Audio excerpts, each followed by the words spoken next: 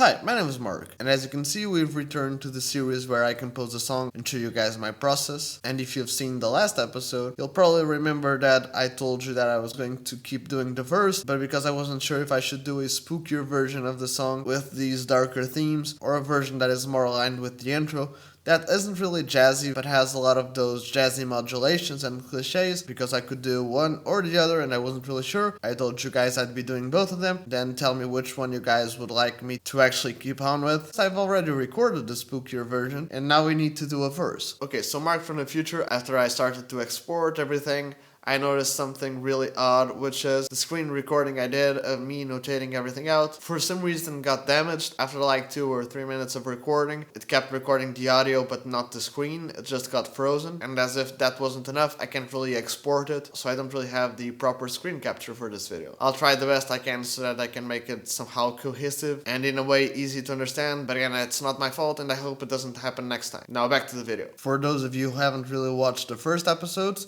I'll leave the playlist right there, and then after you compare one to the other, you guys can again choose which ones you want to. I'll play you what we have of the song right now so that you can check it out.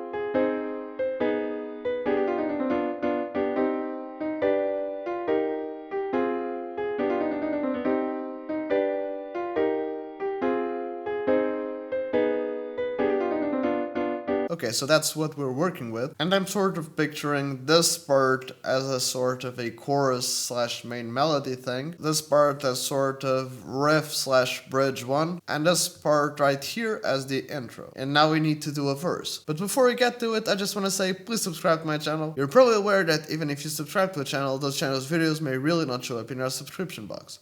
And even if you ring the little notification bell thingy below, you still really will not be notified of that channel's content. So if you want to stay tuned to my videos, not only do I suggest subscribing and turning on all the notifications, but also follow me on social media. Not only do I post some exclusive stuff there, like improvised solos and jamming over backing tracks, and generally wherever I'm up to at the moment, but I always post it about my videos.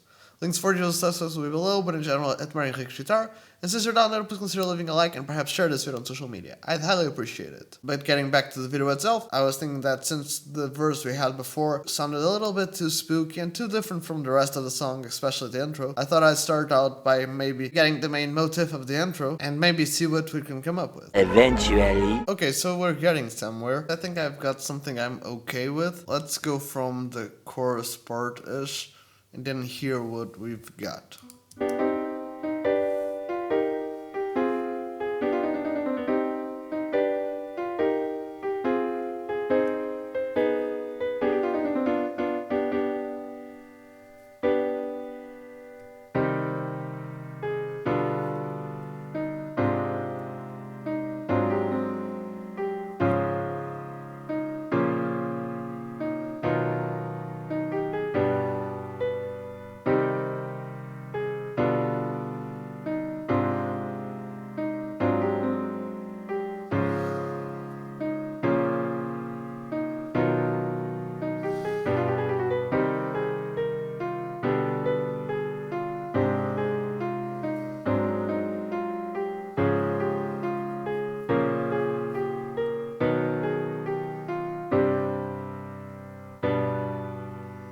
Okay, so as you can see, nothing fancy. We pretty much do the same sort of thing chord-wise as in the intro. The only thing I'm not focusing as much on is in the intro I tried to do some contrary motion, and in this part I just tried to do some chords that I think fit in with the sort of thematic of the song. The first thing I added was after this little part of I just wanted the chord to swell a little bit, like to give this dramatic pause. Then we raise it up. Nothing really fancy, it's pretty much the same chord. Again, B, D, and G, which make the G major chord. And here I just took the B and raised it to a G. And this melody is pretty much following the chords, which are at first C minor. Then we have this sort of G major in the B inversion. And I thought it sounded too cliche if I just resolved that G major back to a C minor or a C major. So I did that fridge and resolution thing we mentioned before of resolving that 5 major chord to a flat 6 major. In this case, an A flat major chord. But I decided to add that sharp 11th in there just because I think it adds some extra spice here and there. And it sort of acts as a transition note between the G major and the A flat major. The next chord is still an A flat, but we add the dominant 7th, so it's a dominant 7th sharp 11th chord. And then we go from D flat major to B flat minor, which because they are relative chords and we have the same melody, in a way it acts more as a tension because we're not really changing anything. It's sort of like we're stuck in the same chord, but there's this slight movement of going from A flat to B flat. And then from the B flat minor chord, we resolve again sort of as that fridge and resolution to a B flat major chord. And from that B flat major chord, we go to a G major chord so that we can go back to the beginning and resolve to the C minor chord. As you can probably guess, B major and G major aren't in the same key, nor in the same scale, but because they almost act as parallel chords, again you can think of the B major, it can resolve to an E minor, and the relative chord of E minor can be G major, so in a way it sort of works. And after this, as I mentioned before, we played the exact same chords, just because I'm lazy and I think they were sounding good, and we don't really want to use all of our cartridges first. If later on we have a verse and we want to repeat something like this, we can take this one and sort of build it up a little bit and add some variations or extra chords here and there, and I think it works alright, but because I haven't really listened to it from the beginning, let's check it out and see if we need to do any extra modifications.